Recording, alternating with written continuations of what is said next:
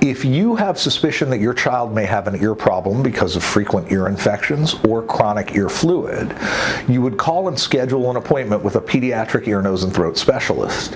Here at UT, we will see the child and have them scheduled for a same-day audiogram or hearing test.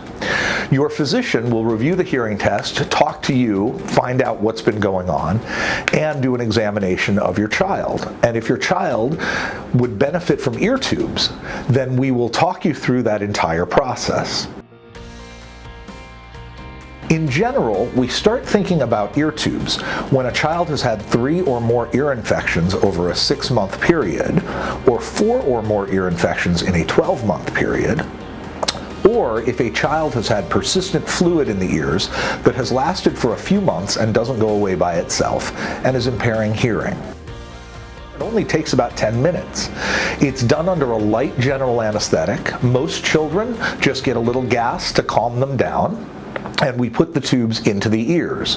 The tubes are tiny and they sit inside the ear, so you cannot even see them from the outside.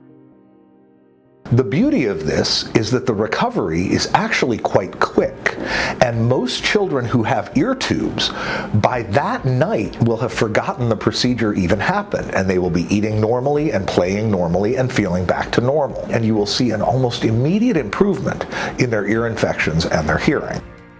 But in general, we like to see the kids back about a month after surgery. We want to check the tubes, make sure they're working well, make sure that the ears look good, and we will usually repeat a hearing test that day to ensure that the hearing is back to normal. So ear tubes give you fewer infections, fewer symptoms, and make it much easier to treat when you do get an ear infection.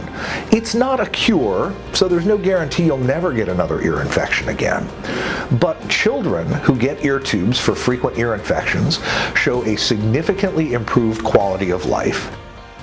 The majority of children, the tubes will come out within the first year or 2 after they were put in, and most kids don't need to have anything more done after that time.